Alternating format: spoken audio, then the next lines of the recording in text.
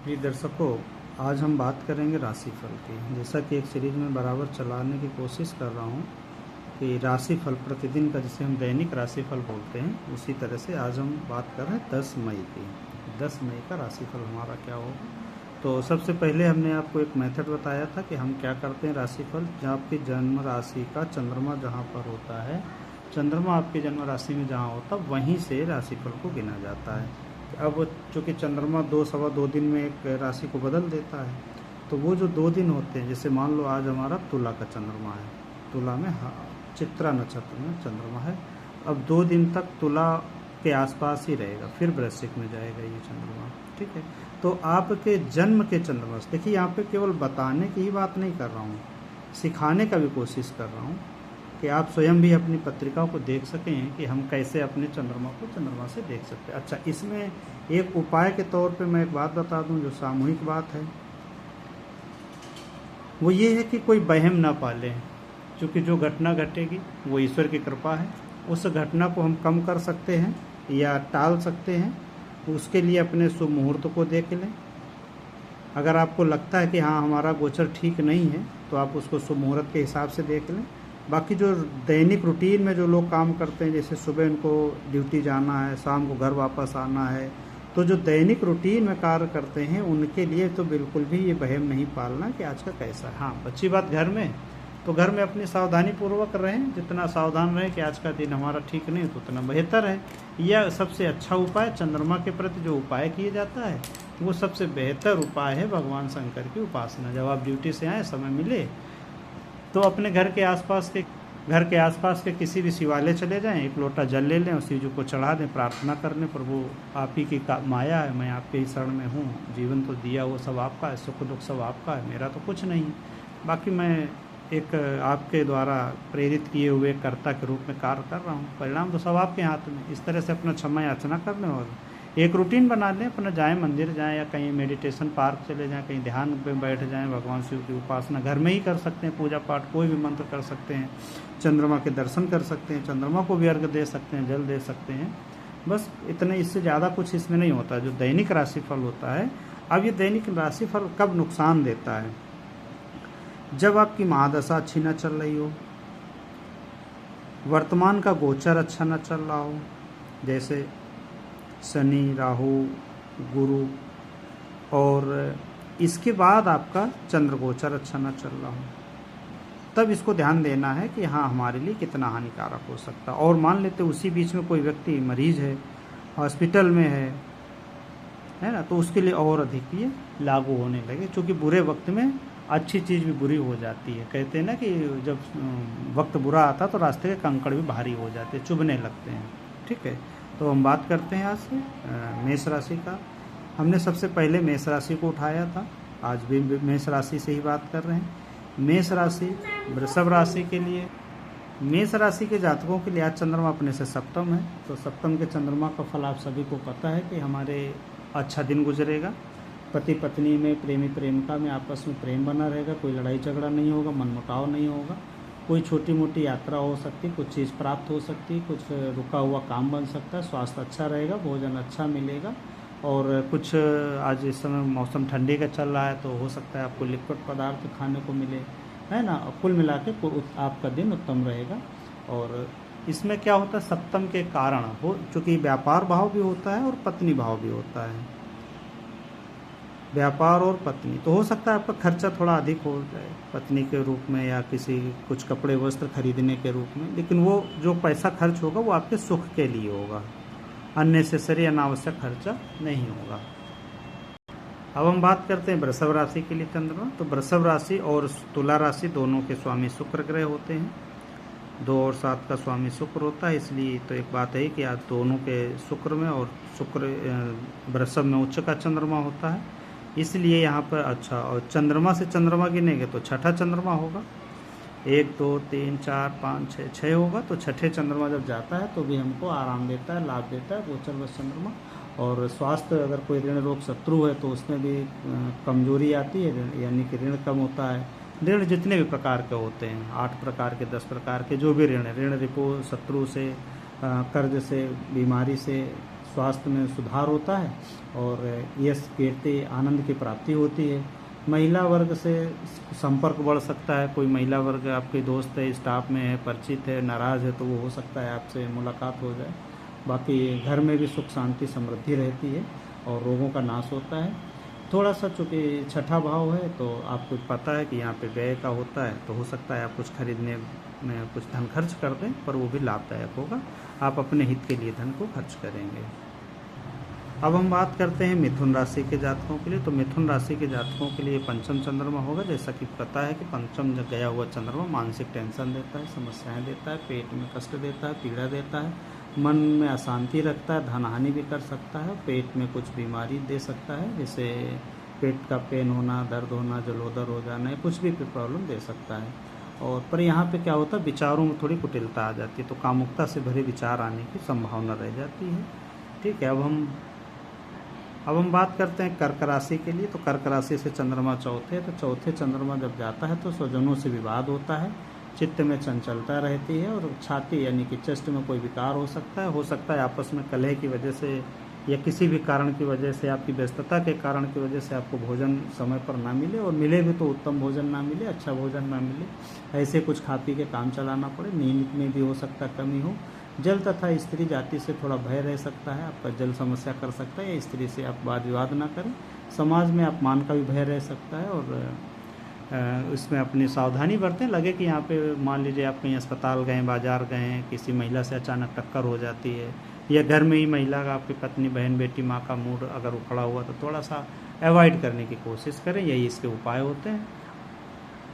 अब हम बात करते हैं सिंह राशि से। सिंह राशि से तुला राशि तृतीय भाव में पड़ती है। जैसा कि पता है कि तृतीय भाव में गया हुआ चंद्रमा आपके लिए लाभदायक देता है, परिश्रम बढ़ाता है, धन सुख शांति देता है, वस्त्रों को लाभ देता है, मित्रों से सुख देता है, शत्रुओं पर विजय प्राप्त करता है, मन प्रसन्न रहता है, प्रेमी प्रेमिका या पति पत्नी या कोई रूठा हुआ दोस्त से पुनः मिलन हो सकता है, बंधुजनों से लाभ होता है, व्यक्तियों से संपर्क बढ़ते हैं, भाग्य में वृद्धि होती है। कहने का तात्पर्य यह है कि ये जब चंद्रमा से तीसरे जाता है तो आपको उस दिन लाभ उत्तम होता है। अब ये देखिए, यहाँ पर एक बात मैं बताना चाहूँ, अब 2.25 दिन रहेगा चंद्रमा, तो 2.25 दिन उत्तम लाभ होता रहेगा, हर पल होता रहेगा ऐसा नहीं, इसकी भी कुछ विशेष कंडीशंस होती हैं और इसमें सूक्ष्म में जाने के लिए आवश्यकता पड़ती है। लेकिन हाँ, ओवरऑल की हम बात करें तो ये पूरा दिन यानी कि 24 + 24 + 12 लगभग 12 या 6 घंटे मान के चलो, 48-56 घंटे आपके अच्छे गुजरेंगे इसमें। ठीक है, अब हम बात करते हैं चंद्रमा जिनका कन्या राशि वालों के लिए। तो कन्या से चंद्रमा दूसरे पड़ता है। दूसरे चंद्रमा आपको मानसिक असंतोष देता है, नेत्रों में कष्ट दे सकता है, कुटुंबजनों से कुछ आपसी वाद विवाद कर सकता है, किसी तरह का दांत से, आँख से, नाक से संबंधित रोग उत्पन्न हो सकता है, भोजन का सुख कम मिल सकता है या भोजन नहीं मिल सकता है। किसी भी कार्य में अगर नया कोई कार्य शुरू कर रहे हैं तो असफलता हो सकती है। जैसे किसी को धन दिया और वापस मांग रहे हैं तो आज के दिन अगर मांगेंगे तो वो ना कर देगा, नहीं देगा, यह देगा तो कट करके देगा। आपने 10,000 मांगा तो 2,000 देगा, 2,000 मांगा तो 500 देगा। ठीक इस तरह से। और कुछ पाप कर्मों में मन बढ़ जाता है, बढ़ सकता है, चोरी का है या कुछ भी है, पाप प्रवृत्ति के जितने भी काम आते हैं। और अगर आप किसी विद्यार्थी हैं, पढ़ने जा रहे हैं, तो आज के दिन पढ़ने में आपका उतना मन नहीं लगेगा। आपका जैसे अगर कोई परीक्षा है तो उसमें भी उतना अच्छा मन नहीं लगेगा, मन में व्यथा बनी रहेगी। अब हम बात करते हैं तुला लग्न के लिए यानी कि तुला राशि के लिए। तो आज तुला राशि में चंद्रमा है, तो तुला राशि के लिए तो उत्तम दिन रहेगा, क्योंकि चंद्रमा से जब चंद्रमा गोचर में आता है तो आनंददायक होता है, रोग मुक्त करता है, उत्तम भोजन देता है, वस्त्र सुख, सैया सुख देता है, प्रेमी प्रेमिका या स्त्री पुरुष का मिलन कराता है, उपहार आदि मिलने की संभावना रहती है। कुल मिला के ये दिन आपके लिए उत्तम रहता है और मन प्रसन्नचित्त रहता है। अब हम बात करते हैं वृश्चिक राशि के लिए। तो वृश्चिक राशि के लिए आज का चंद्रमा द्वादश माना जाएगा, क्योंकि सभी को पता है कि द्वादश भाव व्यय का भाव होता है, कष्ट का भाव होता है, और आंखें भी देखी जाती हैं, दांत भी इससे देखे जाते हैं। धन एवं मान की भी हानि कर सकता है, यानी कि दांत अगर आपके पहले से बीमार चल रहे हैं तो आज के दिन पेन बढ़ सकता है और धन खर्च हो सकता है। आप अगर किसी काम के लिए बाहर जा रहे हैं, अस्पताल जा रहे हैं, कोर्ट कचहरी जा रहे हैं, तो वहाँ पे आपका काम बन नहीं सकता है। थोड़ा सा सवारी साधन में कष्ट हो सकता है। आपकी निजी गाड़ी है तो उसमें भी कुछ समस्या हो सकती है। संभावना है, ऐसा होगा ये निश्चित नहीं है। ठीक है, और आपको चिंता बढ़ी रहेगी। पुत्रों से भी थोड़ा असहयोग प्राप्त हो सकता है, पुत्र आपकी बात ना सुने और व्यय अधिक हो सकता है, इसलिए इसमें थोड़ा सा अगर आप थोड़ा जानकार हैं, आपकी पत्रिका आपके साथ है और कोई नया कार्य शुरू करने जा रहे हैं, मान लो कोर्ट में आपकी तारीख है या डॉक्टर के पास जाना है, तो भगवान शिव की उपासना करके मंदिर से जाके जलाभिषेक करके प्रार्थना करके आप जा सकते हैं। अब हम बात करेंगे धनु राशि के लिए। धनु राशि के लिए जैसा कि पता है कि एकादश में ग्रह, जब कोई भी ग्रह जाता है तो एकादश ग्रह गया हुआ ग्रह हमेशा शुभ लाभ देता है। ठीक है, तो इसमें आज चंद्रमा धनु राशि के लिए एकादश माना जाएगा, तो इसमें मनुष्य की जो व्यक्ति है, जातक है, जातिका, उसकी आय में वृद्धि हो सकती है, रुका हुआ धन मिल सकता है, व्यापार से उसको लाभ हो सकता है, पिता एवं माता तथा परिवार एवं रिश्तेदारी से सुख मिल सकता है, यानी कोई मिलने जुलने आ सकता है, उपहार कुछ मिल सकता है, समय पे और उत्तम भोजन मिलने का पूरे प्रबल योग बने होते हैं, मित्रों में हास परिहास होता है, स्त्री सुख एवं अच्छा समय गुजरता है। आप पिक्चर देखने जा सकते हैं, बाजार मॉल घूमने जा सकते हैं, कुल मिलाकर प्रफुल्लित मन रहेगा, महत्वाकांक्षा आपकी इच्छा पूर्ति होगी, स्त्री एवं पुरुष पक्ष से आपको लाभ होगा, तरल पदार्थों से भी लाभ होने की उम्मीद रहती है, यानी कि खाने पीने को भी मिल सकता है। ठीक है, इस तरह से अब हम बात करते हैं मकर राशि की। तो मकर राशि के लिए चंद्रमा दशम माना जाएगा। जब भी कोई चंद्रमा कभी भी या कोई भी ग्रह दशम में जाता है तो उत्तम फल देता है, कार्य सिद्धि देता है, सभी कार्यों में संपूर्ण रूप से सफलता होने की संभावना रहती है।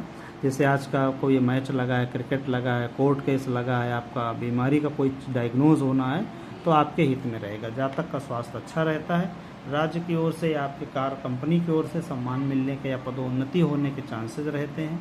नौकरी में भी अच्छा रहता है, आपका कारोबार पूरा अच्छा चलता है, गृह सुख, घर की सुख शांति भी बनी रहती है, इसमें किसी भी तरह को कोई कलह वाद विवाद नहीं होता। अब हम बात करेंगे कुंभ राशि के जातकों के लिए। तो कुंभ राशि के जातकों के लिए ये नवम भाव में पड़ेगा, जो कि मानसिक टेंशन देता है और पुत्र से मतभेद हो सकता है, कोई राज्य या सरकार या कोर्ट कचहरी से कोई सम्मान आ सकता है, कोई ऐसी परेशानी हो सकती है, आप चेक की बाउंस हो सकती है, व्यवसाय में हानि उठानी पड़ सकती है और स्वास्थ्य भी उत्तम नहीं रहता है, कोल्ड कफ हो सकता है या इलनेस सी बनी रहे, बीमारी सी बनी रहे, चेस्ट, गले, कान, नाक में कुछ पेन हो सकता है या पानी नुकसान कर सकता है, आप पानी पी जा सकते हो, उछू जैसी जा सकती है।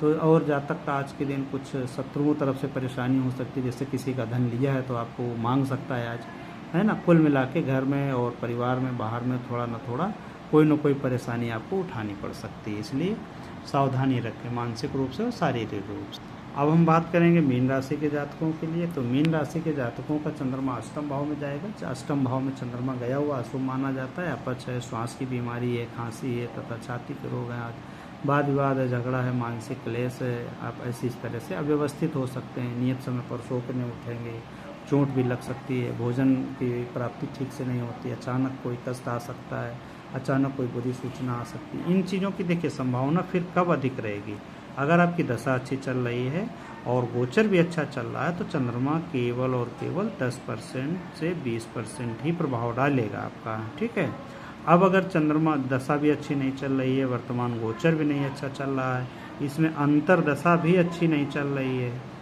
ठीक है, और घर में कोई समस्या चल रही, वाद विवाद में व्यवहारिक रूप से आपके मान लो पिताजी, माताजी या आप स्वयं एडमिट हैं हॉस्पिटल में, तब थोड़ा और विशेष सावधानी रखें, तब ये 80% इसको माने कि आज के दिन हमारे लिए स्वास्थ्य में एक नाड़ी विधि के माध्यम से जब 5 चीज़ें एकत्रित हो जाती हैं तब उसमें मृत्यु या मृत्यु तो कष्ट की बात कही जाती है, पर अभी मैं यहाँ पे वो बात नहीं कर रहा हूँ, मैं आगे बात उसकी भी करूँगा, क्योंकि इसमें केवल गोचर चंद्रमा से चंद्रमा की मैं बात कर रहा हूँ। यहाँ पे जो गोचर की मैं बात कर रहा हूँ चंद्रमा से चंद्रमा की कर रहा हूँ।